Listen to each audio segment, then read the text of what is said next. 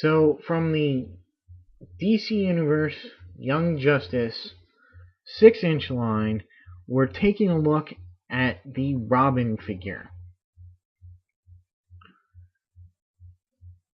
Now, do a quick look at the back of the card. If you notice, these things are packaged more like a box than a card. The reason is they all come with a base. They have a quick little bio, and well as a picture of the character from the series. Other figures in the wave or available. The first wave was Robin and Artemis. The second wave is Aqualad and Speedy / Red Arrow. And here you have some of the 4-inch 2-packs with the Young Justice member and their mentor. I guess we'll take a look at the base first. Now, Robin's base is molded after a rooftop. And on one side we have a little grotesque. Yes, it's a grotesque, not a gargoyle. A gargoyle has to have a water spout. Brick detail, a stone detail, very nice. And there's even sort of a rooftop detail on the inside of the base here. And very nice cornice work here. I like how they paid attention to the details, the architectural details. And there's several points where you can peg in characters. There's one here, one on this side, and there's one back here. But this is a curious one because if you notice underneath here and you press down, this one pops out for some reason. I don't know why. Perhaps maybe they were planning to do another base that linked up with this one, and somehow that factored into it. But they don't leave any gap here for anything else to slide in. So again, I just don't know why they did it that way. Anyway, it's cool, and if you don't want to use this for your Young Justice stuff, I'm sure that the DC Universe Batman and Robin would look pretty cool on this. So we'll put this aside for now and get into his accessories, which he has quite a lot of. Robin needs some batarangs, so he has not one, but two. Unfortunately, he doesn't hold on to them very well, as they're slim batarangs. Really, he's just got to hold them at the widest part.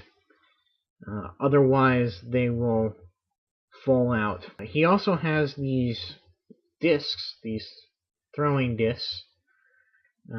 He's got 2 of those as well. He's got a bow staff, and I'm assuming that this is a grappling device. It's pretty plain, but he can hold it in his hand. And he has one more accessory. If you see in the show, you know that he's very much into computers and has this little wrist computer hologram device that pops up out of, and so they've provided that with him. And it's made of a nice clear light blue see-through plastic. For the figure himself, although it is on the same scale as the DC Universe Classics, it might not fit in because of the face sculpt here. Everything else would, look just fine along with the other DC Universe figures.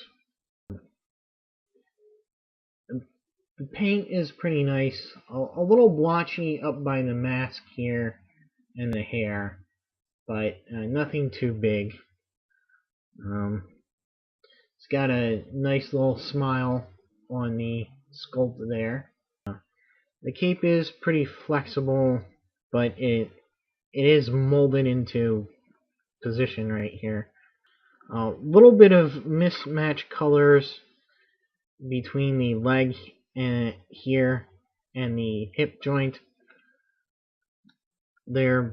For articulation, his head goes forward and back, left and right. His arms do go all the way around. The cape does get in the way a little bit, but it's soft enough to really not cause any hindrance, too much of a hindrance.